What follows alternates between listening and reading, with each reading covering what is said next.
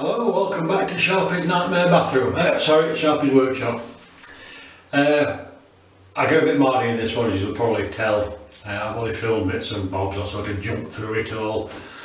But we finally get to an end stage. So what I'll do, when it gets to the end, I'll run through some costs and whatnot. So I hope you enjoy and I'll see you at the end. Well, I'm into day 4 now, and I'm not happy. I opened to so much, but never mind. I'm going to get Kingspan on now and then get plasterboard on. And then I'm not going to say hotels because it's all going to go wrong. To be fair, putting Kingspan in were the easiest job I did on this bathroom, and just made sure it were all sealed up and taped up on either side. And just to make sure I got a good vapour seal, I used foil back plasterboard, so I can't see the vapour barrier failing. And just to add a little bit more insult to injury, once I'd put all this Kingspan in and sealed it, I went to pick the plasterboard up, and they'd saved me some plasterboard luckily, but because it was middle of lockdown there was a shortage of plaster, so I couldn't skim the ceiling. I just had to fill the screw holes and fill the joints, which I didn't film because we're getting really mardy at this point. Well, the ceiling's up, so I'm feeling a bit better about things now. I hate ceilings. But these 2 feed pipes are going out on a code. Now there's no reason for these to be up here now. I'm assuming these are for old heating system when it used to have a tank upstairs, which we had changed about 18 years ago. I didn't do the job. I've never been very happy with what they've done. I've had to change now into things. I don't know what that was. So now I'm going to cut these off in the boiler cupboard, drop them down and run them straight across the floor to get rid of them. So we went inside the boiler cupboard. Them 2 pipes there are the ones that's going through into the bathroom. So I'm going to cut them off, blank them. And if we come down here, we've got as main, that's hot water feed, that's cold water feed. I'm going to put a T on there, down and through into the bathroom that way. Should be a lot better, I think. Right, so this is what I've done here. I've put a T in there and cross over there to cross over him, a T in there, I've come down. I was going to put 2 gate valves on, but the gate valve that I got, one of them was faulty, so I've had to get away with an isolation valve for now. I'll swap that later date. So 2 feed pipes, hot and cold, go down there and through into the bathroom.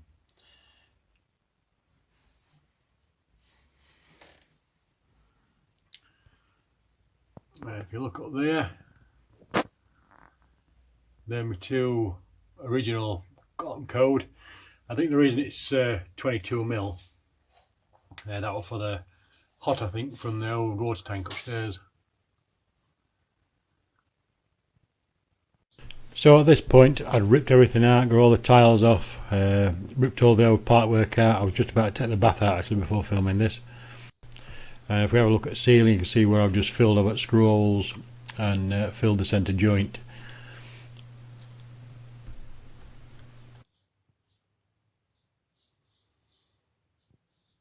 One thing I didn't film, which were another nightmare of a job, was fitting the new door and door frame. The wall is actually about 1 inch out, top to bottom. You can see this where I film here. If you look at the top of the door frame, there's a good inch and a quarter gap, and by the time you get to the bottom, it's flush to the wall. I think it's a bit of subsidence, and as you can see, I've packed the groove with the 2 central heating pipes in with expanding foam. Luckily enough, a mate of mine had got half a bag of plaster. It'd been stood in his garage, so it went off really quick.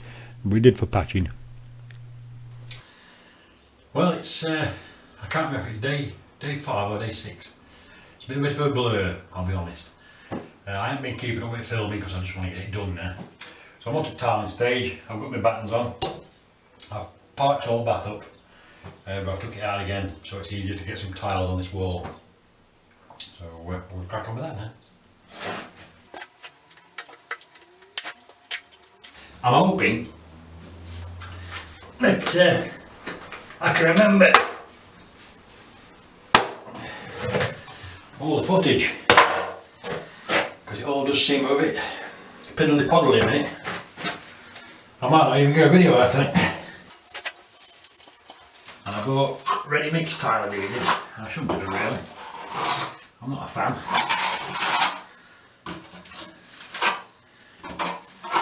Saying that, they might have improved it. It's been 15 years since I did any tiling. I actually thought I got some decent footage at tiling, but it turns out all you can see is my back. But I'm sure there's lots of tiling videos out there that are a lot better than me anyway. The plasterwork was pretty solid, but I get a couple of coats of PVA and then just built up, bumping us up with tile adhesive. The end wall and the window wall did take me a full tub.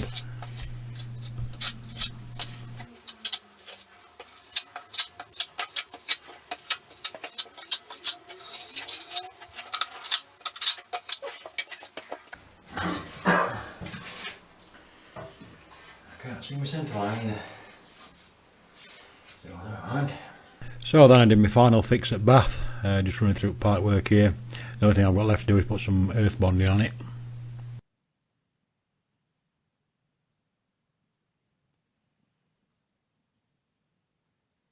And here's where you can see where I've put a batten across to start my tiling, so I've got a cut on the top and the bottom.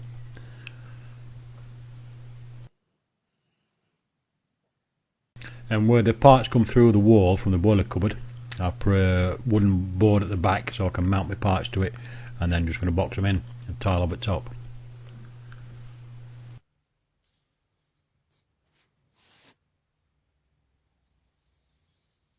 As you can see, I've got isolation valves on all the pipes, and I just use 6mm ply for the boxing in.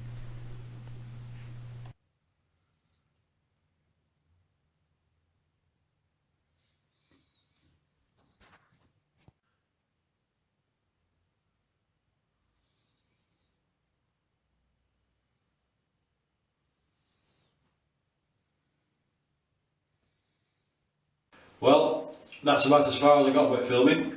I just wanted to get it finished when it got in. In total it took me about just under 3 weeks. Everything, I mean literally everything that I didn't expect went wrong.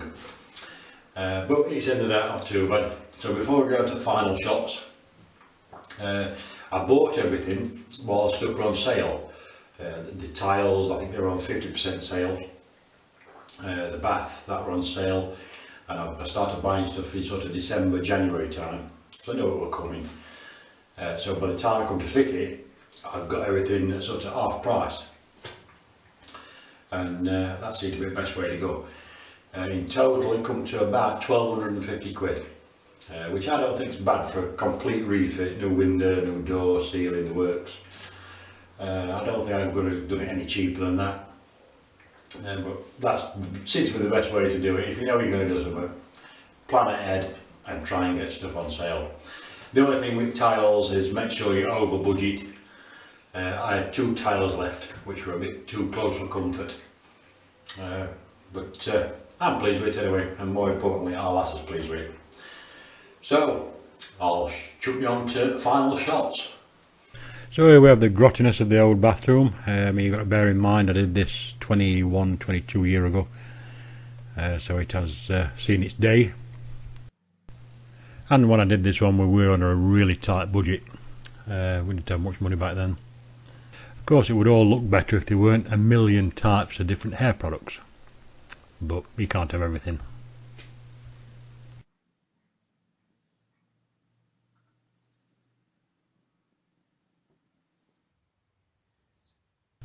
So then we go on to the new cleaner bathroom, thank God. Now, I've still got the architrave around the door to paint, but other than that, I think the length of the job was mainly caused by me being out of practice and the lockdown, having to queue up for any bits I needed. I mean, just to be out for one pipe joint could take up to an hour. But the best thing is my missus has got nothing more to moan about. I'm sure she'll find some up before long, so I'll have to enjoy it while it lasts.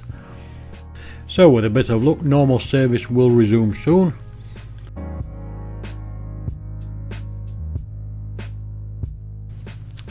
So that's it for this one. I hope you've enjoyed it a lot more than I did, and I'll see you next time. Bye for now.